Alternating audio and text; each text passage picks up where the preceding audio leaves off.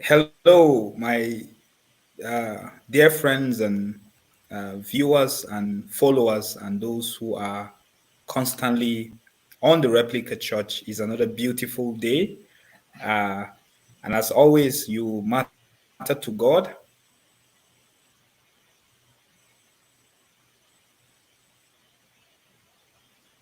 and God loves you so much. And that is one of the reasons thoughts with you right here on the Replica Church. And I'm super excited about my session today for no other reason but for the fact that I'm getting to connect with my friend, my really dear friend. I mean, we've not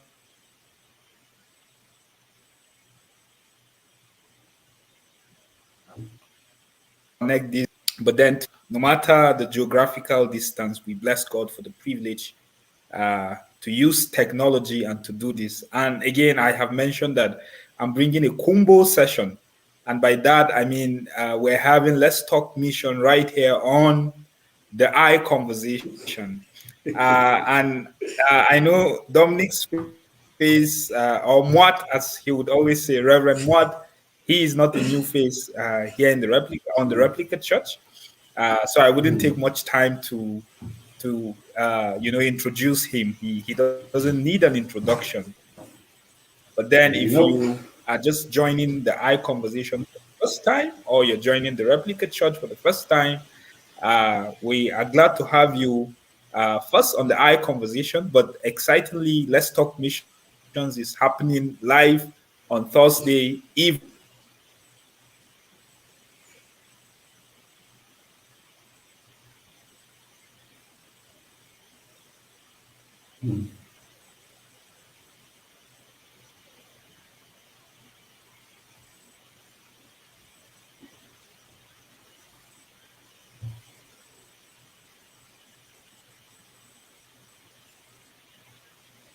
And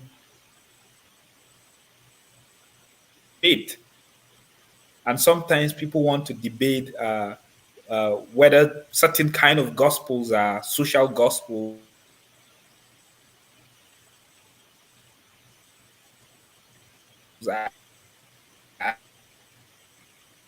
I really don't even know why we want to categorize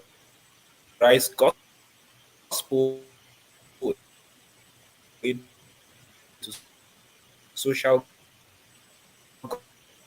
gospel and all of.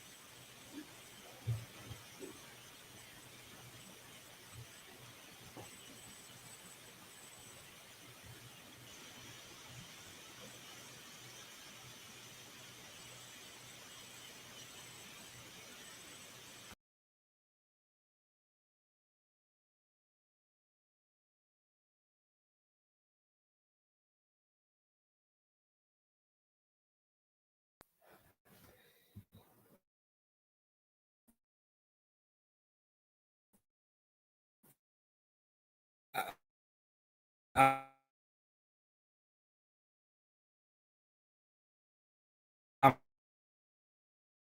having a bit of an unstable. Yes, my network is a bit unstable here, but then, God willing, we're going to see how we can push through with this. So I was just saying, would you want to tell us a bit about yourself and why you consider this conversation necessary. Maybe just to hear from you before I give some kind of preamble, especially drawing from biblical context. What are your thoughts, sir? Well, I think you've said it. But the introduction come. I think my name is right there on the screen, and as part of the replica family, and anyone who has been following would know that we are part of the replica family and doing what we do because the viewer matters to God. So Yeah, it's just like you have pointed out. I think this conversation is really an important thing in that I really do not see why there has to be dichotomy in defining what the yeah, gospel is. yeah, You said social gospel, for instance, as what a lot of people would define efforts to meet environmental needs and all of that. And I'm wondering, is that social part of the human life or not? Is the social part of the human experience? Then why mm, undermining that part and make it relegate it to something as unimportant? If there is no social harmony, where are we going to live? The whole earth is going to be in chaos. So there has to be order even in the social system. That's why God even made everything. Okay, sorry, let me not take over your no, show. no, no. Please go ahead. Go ahead. Go ahead. it's I mean, I it's feel it was very necessary. I personally felt it was very necessary to talk about missions right here on the I conversation because, again, many people have considered that certain kinds of engagement they don't see it as missions. So, and I remember following one of the series you had talking about how we have professionalized missions, and we Mhm. only feel that missions is supposed to be left for the professionals or those who we consider are called into missions. So I really feel what you're saying is something we should hear on the I conversation because I think it's relevant. It fits in. So please go ahead. Well, thank you very much for urging me on, but I Yeah, think it's really an unnecessary classification that we bring into this.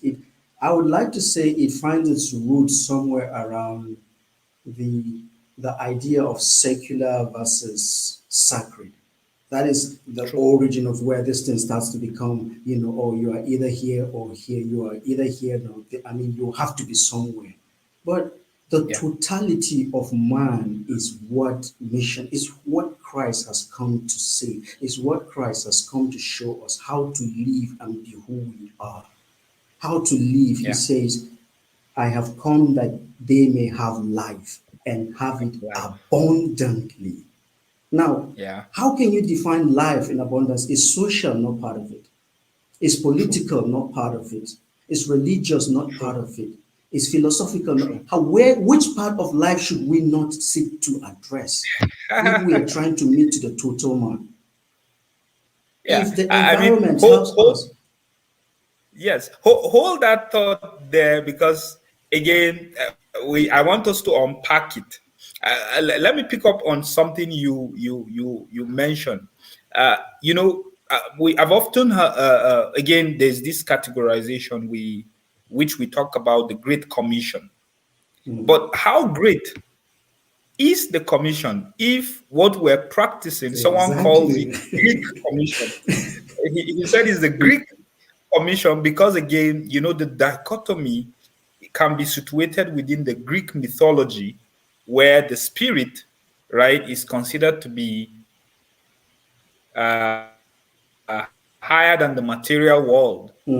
So such Mm, that mm, you don't consider the material world to be something that should be cared for or should be relevant within the conversation of those who really want to attain that spiritual realm and all of that. So would you want to mm, unpack that? Because again, that's very significant to understanding why missions over the years has been dichotomized rather than looking at it holistically, rather than looking at it broadly. There's a way we have dichotomized and we can categorize a couple of people as social gospel people, or we categorize some people to be more, they are the ones really doing missions, and all of that. So maybe you can unpack that more deeply so that we have a sense of where that historical experience is coming from. Well, some people are called the bulldozers. They are the one in the forefront doing the missions. So they Yeah. are the ones. Hausa wants to always escape my mouth, but I'm trying to. It's sweeter when you put it in a house. Sune masu aikin, sune masu bisharar da gaskiya.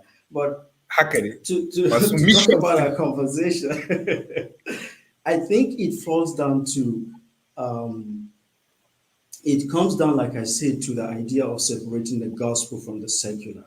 And Yeah. it is believed that you have to be trained in a theological seminary, even to be considered a missionary. That is one misconception, one value or one belief that actually stems from our cultural perspective of how we see mission. Just to even start from our kind of contextual, I'll call them contextual or relevant people, those who brought Equa. I mean, people like Bingham. And these were Yeah. people who were not even pastors, they were medically trained, they had other belief, I mean, other practices that they just felt the passion to be able to carry this gospel. So, should we consider them as social, or what tag should we give to them? Mm.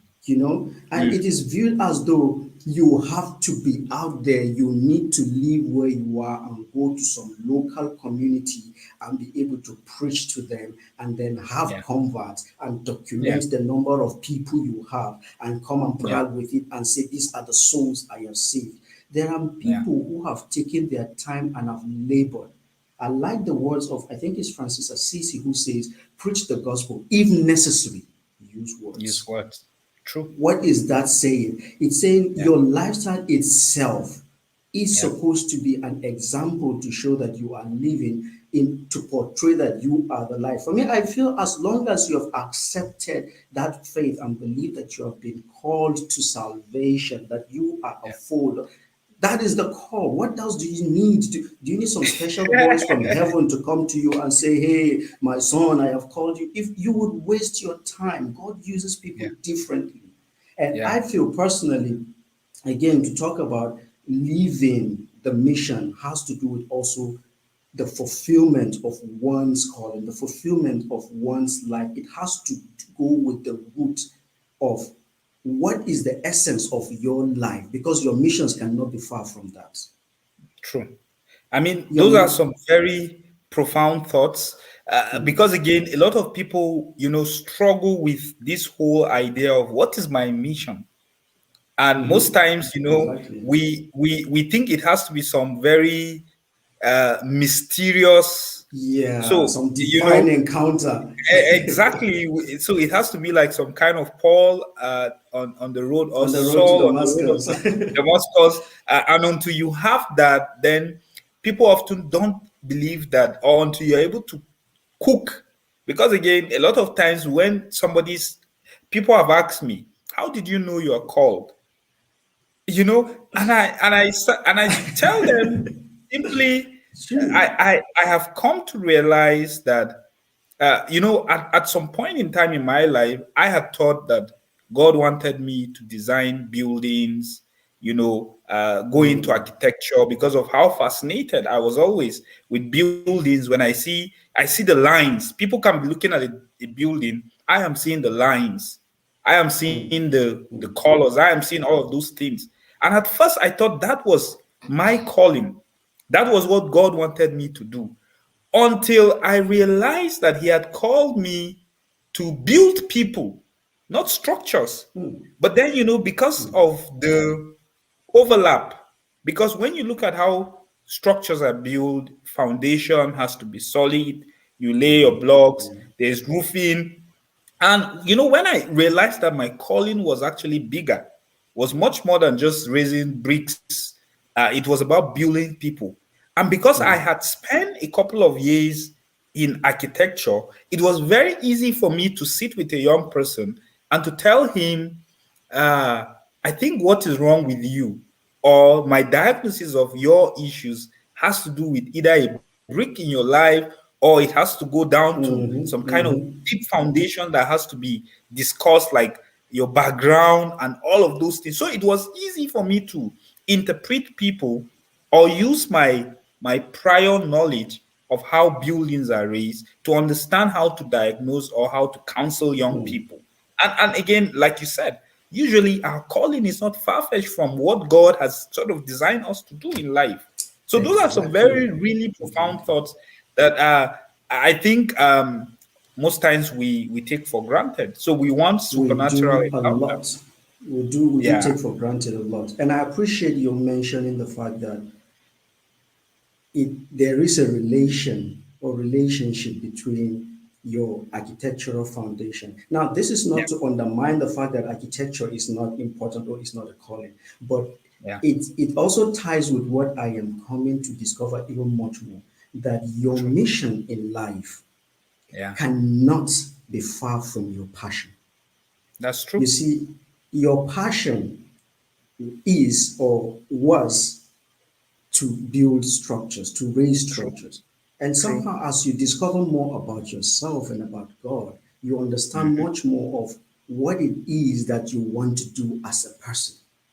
That's true. So, if any of the listeners or anyone who cares to listen would take the dare, I would call it dare, would Yeah. dare to take a look deep within and discover what is his or her passion, what has God placed in your heart.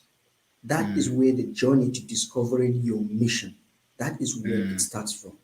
Because it mm. is when you come to connection with what you originally is there, then Yeah. starts to become wider. It starts to Yeah. become clearer, and you start to understand. Oh, I thought it's building structures, but I think it's building people. Yeah. Or maybe I thought it's Yeah. riding bicycle. No, actually, it's driving Yeah. cars. Or I thought maybe Yeah. it's caring. It's. I personally share your story too. I thought it was nursing, even though I actually knew at the beginning it wasn't very much of nursing. I was just in it for I was I wanted something. I wanted to eat. I mean, I just wanted a profession that was going to look respectable. That was why I went into it. But then I went into it, and then that thing started.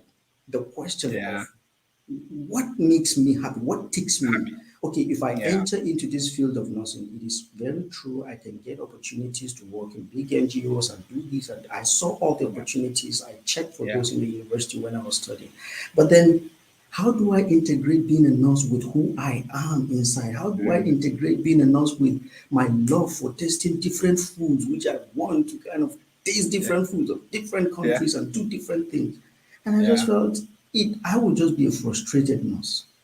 Yeah. And that True. will not lead me to fulfilling my calling. But then Yeah. letting go of what looked lucrative at that time, believe you me, people thought I was crazy, literally thought I was crazy because it was Yeah. the thing. I let go of that and pursue, okay, what is that thing that keeps me going? And brother, there is nothing that is sweeter than actually finding. I do not claim, like I'll say, like Paul, I do not claim like I have known exactly, but I think the path that I am taking, I mean, there is nothing that can compare with really knowing It's that rewarding. which you have been called to do, because that is what you would do without salary. You are happy. When things are tough, you depend on God. You see it from a different perspective.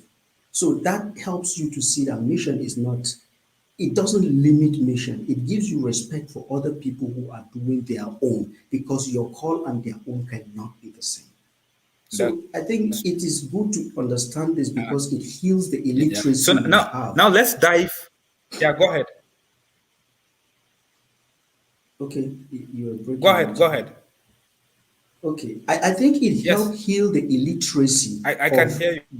dividing the mission. It heals the illiteracy we carry on of saying you have to go to Yeah. this school to be prepared to do mission. Does that mean if God calls an engineer to do discipleship in his field of engineering, does that mean he is not prepared for Yeah. missions? Or a mechanic who is having his apprentice by his side, teaching him principles to So be a man, teaching him to do the right thing, teaching him to be honest. Is he not yeah. doing discipleship? Is he not doing missions? You know, Yeah. understanding the call heals us. That's true.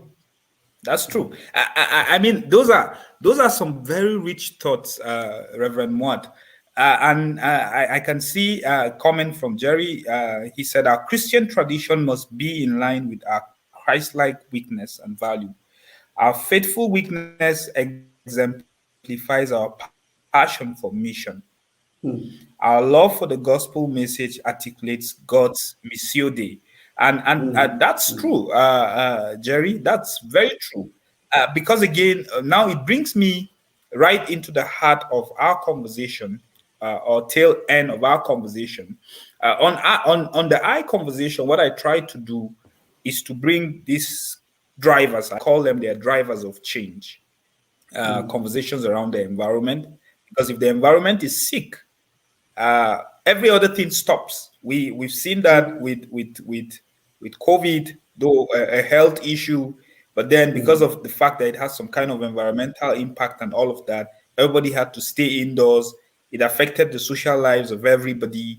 So literally, in especially for us from this part of the world, we have this sense that the earth is like our mother. So we call it the Mother Earth. And culturally, you call African culture, there's so much value for the environment. But then we see a lot of we're losing some of those ethics, and I believe most of them are even biblical.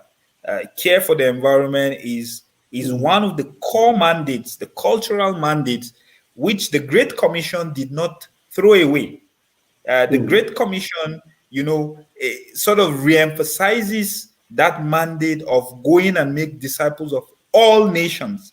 And when you look at the word nations, it has a lot of connotation. It could be ethnic, it could even be geographical, it could be a whole lot. And within those kind of reflections, we understand that God loves the environment, God cares for the environment. But why do some Christians feel that it is not part of our mandate to worry about the environment? Again, we have this escapist mentality. We want to soon escape the earth and go to heaven, a better yeah, place. So it doesn't perfect. matter what we do with this earth.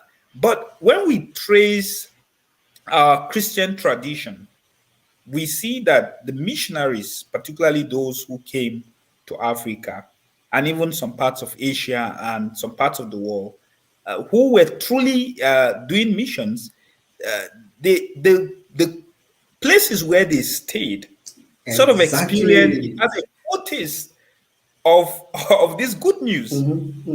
But what has happened?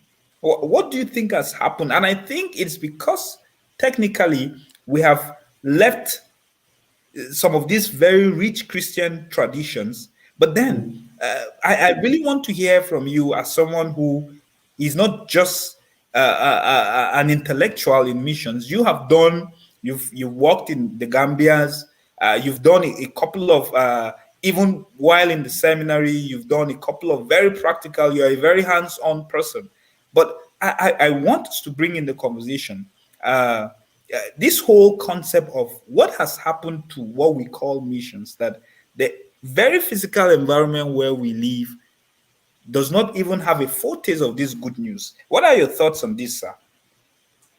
Well, I must say I appreciate Reverend Jerry's comment because Yeah, whatever you do has to be in line, as it has to just be Christ-like, yeah, regardless of where you find yourself. That is like at the heart of the issue. And yeah. I appreciate your comment of mentioning that COVID forced us inside. COVID became a social issue. So should we sideline ministry during COVID as a social gospel? this My brother, these are things that we sometimes when we look at it, I feel it is the culture that there is a lot that has to do with culture. Now, speaking of our context where you and I are very familiar with, culture plays a significant role in the Yeah. abandoning of our environment, of our responsibility. When everyone is out to just make money, to just make ends meet, everybody just wants to survive. You just want chop, Yeah. as in everybody is Yeah. just trying to. you tend to overlook what your responsibilities are, your obligations are to the environment, or even to yourself to a great extent, because you want That's to make it. yeah. But when you look deep within that, there are people who have committed their lives to just the study of aquatic animals. Yeah. There are people who have committed their lives to just the study of plants. How do you think Yeah. toilet paper are made? How do you think books are the books we have in schools? How do you think these things are created? How do you think Mm. even the mobile phones and the laptop, everything, the technology that we use, where were these things found? They are found in the environment. Somebody Yeah. had to commit to the search of what the environment has to offer. And then we created all of these things. And the gospel is continuing. So should we sideline the source and say it is social gospel because it doesn't have the Mm. tag of people are repenting on it? I think culture has to play a huge role in the way we Yeah. see what really missions is. It has helped, it has brought us to a point that we've forsaken really what the ideal thing is, which is discover what God has placed in you, pursue it. When you follow the vision that God has placed in your heart, the passion, the calling, there will be God's provision.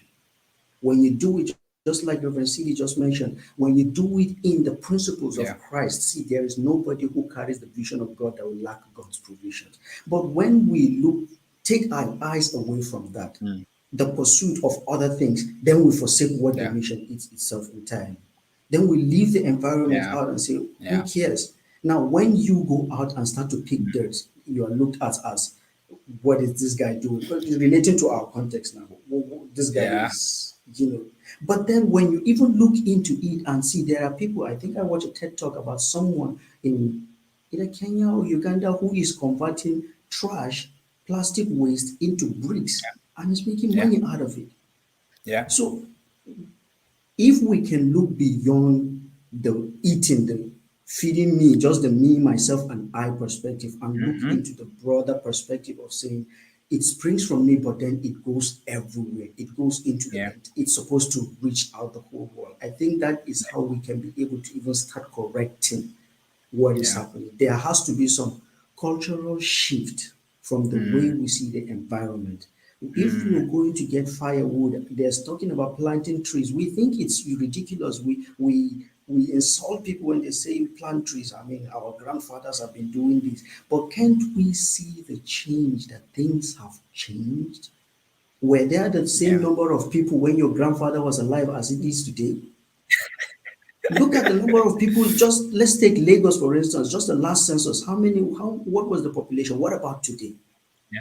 There Yeah. is an increase. There is the demand. There is a lot that is going on. So we need to not always bounce back to the way it used to be done. We know that back then there are mothers who Yeah. use firewood money to sponsor kids to school and do all of that. But things should not continue to be based on that, to look at it from the cultural mindset and say it has to continue the way it as it was in the beginning, so shall it be. Mm-hmm. That is not the way we should Mm-hmm. look at it. If not, we will not be able to make progress. I think if you ask me, culture plays a significant role in the way we see and do nations and has led to actually the divorce from pursuing our task, pursuing our real responsibility, which is the mission that God has called us to do, because it can't be far from that, and then doing what else we feel we want to do.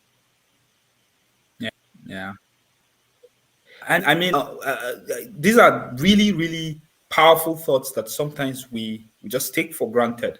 But again, it's exciting that these are thoughts coming from a practitioner and from a Christian, because the cultural perspective is to think that we're going to escape the earth. God is going to destroy the earth with fire. So, as Christians, we have no role, we have no It's responsibility. But insane. then, sometimes you wonder It's why insane. It's a Christians can pity. It's a just pity. narrow biblical interpretation to that meaning when Mm-hmm. really our mandate, our call is to reflect, this Christ likeness to all creation, to all creation, human, non-human creation, and all of that. Now, maybe let's dive into the last thing I wanted us to talk about, um, which for me, it's about shaking the tables. How do we? Are there hopes that the emergence of some of these ideas of missionaries who are thinking differently, missionaries who are not boxed in just the four walls of a church, but missionaries who understand that the whole earth is the mission field. The whole earth, because again, Habakkuk would talk about uh, God's sort of vision that envisions that the whole earth will be filled with His glory as the water covers the earth. So, is there hope from your own observation, from your own engagement, and if there is hope, what do you think we should do, especially as people who are thinking differently? Because once you bring this kind of thoughts, uh, again, it seems like no, this guy is not talking about. This guy is some sort of a liberal, as they would say, because again, you're talking about the fact that we should understand our calling, we should understand our purpose, and our purpose goes far beyond eating and drinking. Our purpose is about fulfilling this mandate. But then challenges will be there. But I want to hear: do you feel there is hope for the emergence of missionaries who understand this broad vision, this holistic vision? Or do you think it's just all hope lost? We're doomed. Uh, uh, I don't want to speak like one character I grew to love in one cartoon called Home. After telling people, no, we are okay, then he turned around and said, we are doomed. No, I don't think we are doomed. I think I think there is hope for us. There is hope because you and I are having this conversation. That is one indication of hope that I have, that I see. yeah. That's one thing that gives me hope. And secondly, there is hope because there are other people who are rising up and within whom there is this eagerness to find answers. That is another indication of Hmm. hope that I see. The curiosity, Yeah. I beg, how do I do this? Trying to really understand. I think that is Yeah. another indication of hope. But if you look at it from Yeah. another perspective, now I don't want to be like Captain Smack or Shrek. I don't want to be like Yeah. him who would say there is hope and then say we are doomed. But if you look at the structure, the structure in place does not encourage the hope or the optimism you and I share. The Mm. structure, and just like what I think the last thing I talked about, the generational gap has a lot Yeah. of things to do with the hope thriving. Yeah. If Yeah. this hope will thrive, you and I, or whoever thinks and sees that mission is not limited to the church wall, will have to stand like a nail or like a needle against whatever force or pressure that will Mm. come, because that is what the system will seek to do. You see, the street system is structured, That's and true. when I say the system, the church structure, which you and I are familiar with, is structured in such a way that there is really no room for ideas like yours and mine to explore. There is a box Mm. that culture and tradition has placed within our mindset. So when you challenge a young person to think, ask questions, it is seen as rudeness. It is seen as Mm. being you are challenging authority. Who are you? When were you born? I knew your father's brother's uncle. I knew even before your mother was a little girl. They start to bring all of that to you. But does that mean that is how things should continue? When you look at it Mm. from this perspective, you see that the hope is threatened greatly. It is being Yeah. threatened really. But Yeah. if people who would understand that, hey, God has called me to pursue this music, and that is all I do and feel fulfillment in.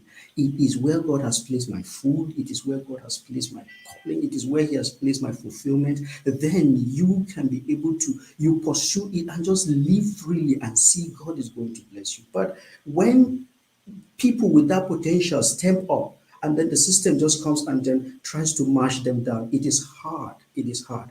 But whoever it is that has that calling, has that longing, has that feeling that, hey, I can choose to be a painter, and still glorify God with what I do. Just like Reverend Sidney will say, the principles of Christ is with me. That is mission, Yeah. and that is what will keep the hope. You know, somebody somewhere will see and follow and believe that that is going to happen. And another thing I think I should mention before we, before I let you round up, because I know we've Yeah. we've gone a Yeah. while. I think it's the disabuse of our mind from the crowd mentality of what the fruit or success of mission is. You see, a Wow. lot of Wow. people have that mindset of, if you do not have convert, okay, you say you are a missionary. How many people have you brought to Christ as a result of your mission work that you say you are doing? You see, we have to remove our minds from understanding what success in mission is. Take, for example, somebody like David Livingstone, who is like the main character that I read, and I was just fascinated by his story when I was a teenager. I still call myself Livingstone in some places. Some people Yeah. don't know that name. But how many converts will you say David Livingstone had in his entire years of ministry in Africa? He died in Africa. His heart was buried under a rock, I mean, a tree somewhere. We don't talk about converts he Yeah. had. The nature of the success of his work was different. So why should we use the same blankets to measure the success of mission in the whole, I mean, in the whole spectrum of life? We should not. We ought to avoid saying because somebody is called to the pulpit and preaches powerfully, somebody is quiet somewhere and all he does is just clean the church. Yeah. So are we going to measure the yardstick of their work as say it it has to yield fruit that people can see and measure and say that it's success? When if we're Yeah. able to remove our minds from that and say, hey, this mission work, the fruit is different, just like the work is different, the outcome is different. Some people's outcome will be so massive, people will see and clap. Some theirs are quiet, Yeah. others their own is in another field. So we need to really come out of that to be able. That is one way that the hope can grow. That is one way that we can make progress. You know, there will be success in, we can encourage ourselves. You don't need to compare or compete with someone. If somebody else is called to children ministry and he is using, God is using him to help children, maybe even in the children ministry, you see, his probably his calling is to teach them in school setting. Yeah. Maybe Yeah. somebody's call is to teach them in the church frame. Mm-hmm. Maybe somebody is called to give them food. You know, so we cannot all put everybody in the same box and say they are all the same. Everybody has to do mission in one way or another. It is wrong to practice mission in that way. And I just hope and pray that somebody is listening that will be challenged and say he or she or they will commit to doing that which they have become convinced of, even if the church supports you or not. If it is Yeah. God's calling upon your life, follow it. Do it. Whoever follows God's vision will never lack God's provision.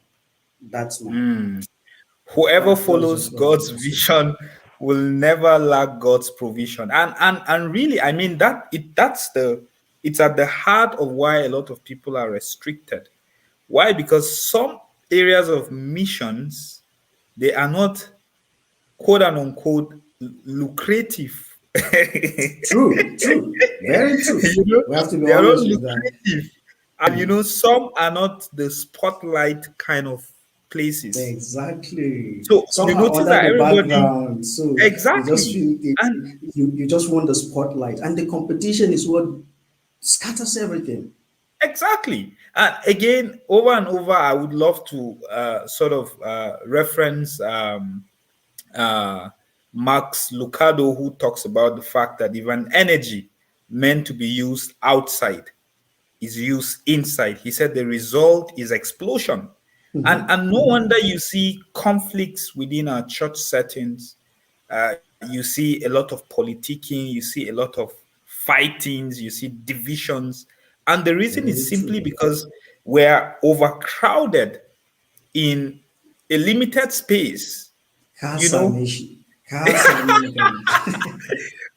we're overcrowded in a limited space. We've become like flies. And flies will usually crowd over a lamb. Where there's light, that's where everybody wants to crowd. Where it looks lucrative, that's where everybody. When there are several opportunities, as wide as the earth is, that's how broad the opportunities for missions are. But then most times, it's about the provision. Will I have provision if I do missions? If I reach out missions to the trees? Imagine if my passion is botany and I just focus, in planting trees to give out to villagers who don't have access, or places where there's drought, and I feel very called. And I was personally challenged by one man called, I think his name is is it Newton Jubuno. When I first learned about the guy, he is called a desert warrior. He's a Christian.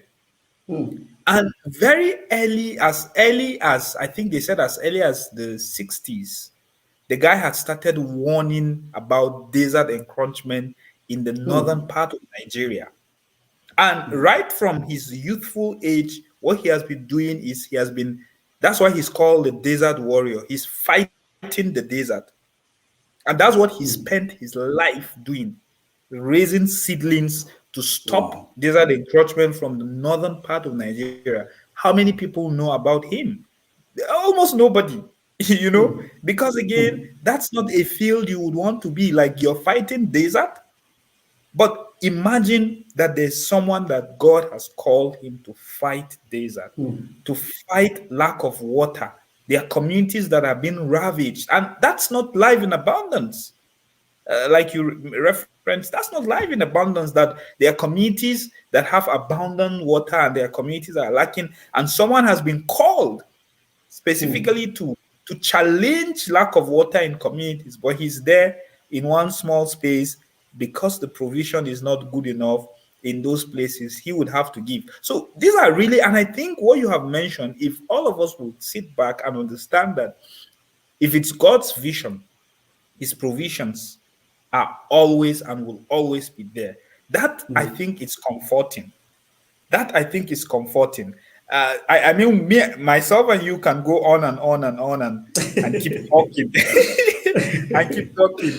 But let's Yeah. just call it off a day here. I can see Reverend Said has just given us some kind of commendation. He said the 12, my Oh, proudest students.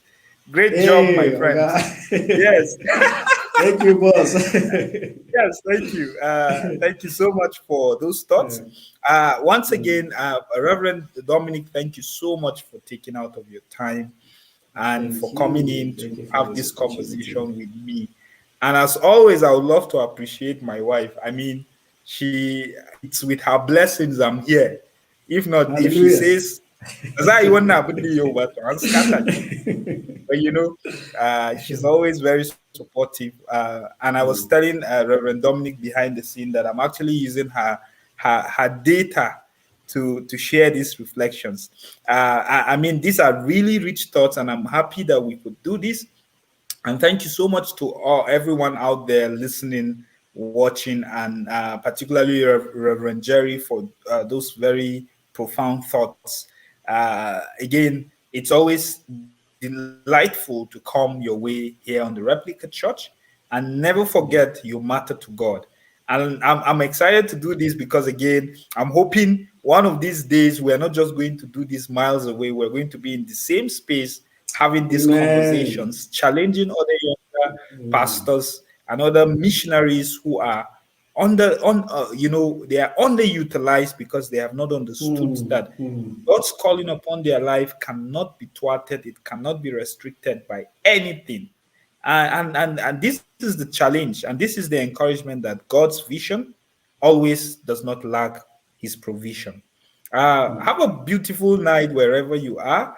Thank you to my guests, and thank you everyone for watching. Thank you. Wish you a blessed night and have a peaceful rest of the day wherever you are. So God bless you and take care.